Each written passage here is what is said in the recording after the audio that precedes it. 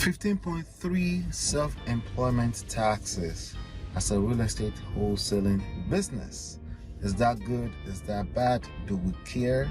Who cares?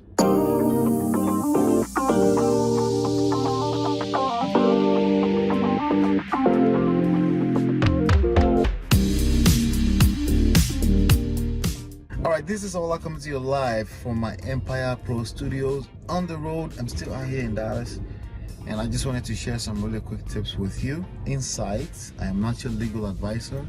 I am not your certified financial advisor. Please make sure you consult with these people, professionals, and don't take anything I say as absolute truth. I just want to share some insights with you from my personal experience, how I look at these things, and also from a perspective of helping you create more and being a little bit more productive.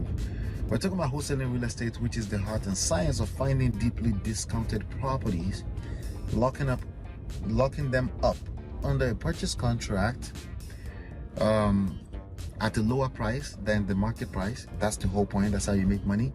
And then if you don't have the money to buy the property, which is, I am guessing that's why you're looking at wholesaling real estate, you don't have to have money. You just basically take the contract, your rights in the contract, you assign it to somebody else for a fee. That fee can be up to $82,000 per one deal. My personal experience, I've been trying to beat that record. My average is somewhere between $10,000 to $25,000 per deal. Okay, so now that we know what wholesaling real estate is all about, this income, this is real money you're bringing in. How do you pay your taxes? Because if you're not paying taxes and you're making significant enough amount of money, Uncle Sam can potentially come after you, right? Now, with that being said, if you're making very little money, like as in less than $1,000 a year, you should still pay your taxes. I'm just saying that Uncle Sam is probably not looking for you. Okay, it's just not worth the energy. They have to pay the agents salaries and stuff like that. It's not worth it, right? Just letting you know that that's also a factor. No guarantees. They can still come after you. Okay, I'm just saying you probably should be focused on making more money, creating more deals. Okay, how do you create more deals? Well, you garner more data. You convert some of those data to contact. You initiate contact with those people. You negotiate. Well, when they respond and they show interest, that means you're generating leads. You negotiate with these leads, and then you create a contract, and then you can then dispose the contract by assigning the contract to an end buyer for a fee, right? That's what we're talking about. You're making money, and you understand that in a developed society, you have to pay taxes. Now, the other question that keeps coming up is that, hola, my LLC, should I do my LLC? Again, I am not your legal advisor, okay? What I can tell you is that LLC is something that you may have to create from time to time. So I'll be real with you, it's not realistic that you have to consult the lawyer every time you need an LLC in like an LLC transfer type of deal, right? The truth is that you can go on any state website in the 50 states of the United States, and you can, well, maybe not all of them. I know for a fact in Jersey, you can set up an LLC like this, a few clicks, and it's all legal and it's ready to go in New Jersey for $100, I think, something like that online. Okay, so now the question is that how would you like to be taxed? Because there is something called ordinary income, right? I don't know the precise things. I'm just giving you insights right here. There is ordinary income, and there is self-employment taxes for 15.3%. I heard that may change from state to state. It depends on what state you live in, so don't quote me on it, okay? But there's some kind of tax called self-employment taxes. There's also ordinary income, which is what people regularly pay on ordinary income, like self-explanatory, right? So when you have an LLC, the income that comes into the business is going to be taxed, right? So LLC has to pay taxes, you have to pay taxes. But when you elect, it's called elect to be an S-Corp, right? So S-Corp doesn't stand alone ever, okay? It's either you're LLC or you're a C corporation, and then you can elect to be taxed Then you can elect with the IRS to be taxed as S-Corp. Okay. By the way, if I said anything of error here, please correct me. I will gladly take the correction. But that's my understanding, okay, so far, right?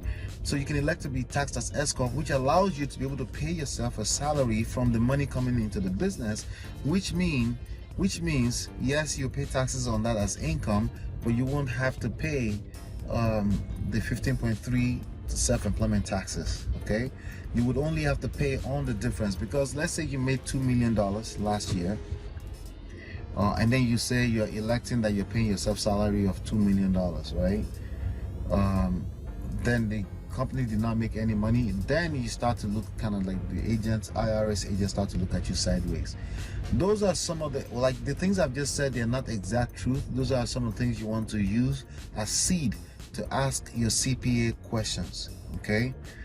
Basically, LLC, is it better for you to elect to be taxed as an S-Corp, S-Corporation, or a regular, they call it disregarded entity, okay? Which one will help you save more taxes? Then you also want to ask questions about reasonable income, right? Which one is reasonable income? Because there's a certain type of income that the IRS will say that's unreasonable, that cannot be an income, right? So let's say you, again, as a normal person that lives in the United States, if you're in the UK or somewhere outside of the United States, please disregard this video. Just consult with your CPAs. But yes, you can do this business. You just have to say, hey, I make money, you know, I sell products that are more international, blah, blah, blah. Just explain it to them. There are ways to pay your taxes legally, okay? I'm talking about people that live in the United States. But again, the questions you want to ask your CPA is surrounding LLC. You definitely need an LLC. You don't have to rush to do that. You can close your first deal before you register your LLC with the state. That's exactly what I did. I closed my first deal. I took a couple of $100, and then I created my first LLC for real estate, right? And you can do that. The problem with a lot of people is that they get lost in the middle of all this legal terminologies, and then they take attention off of what's most important, which is generating leads and closing deals. Data, contact, leads.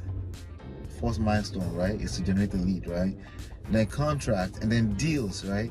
They take focus off of all of that, and then they focus on all this legal terminologies and all this craziness, and then they wonder why they're still stuck 6 months later. You're busy analyzing BS, and 6 months later we're still having the same conversation as opposed to get started. Start marketing, start generating leads, right? You have to count all of that time you're using to procrastinate. Like, it could take you literally 2 weeks to close a deal. But unfortunately, in reality, you now have to count all of the time you used to procrastinate, right?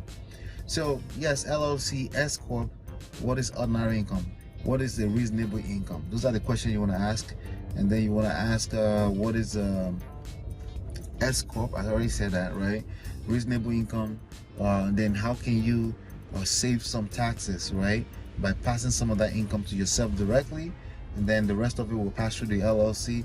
That can save you. So there are ways that you can legally structure a business to save significant amount of money on taxes, and you want to ask your attorneys for this kind of stuff.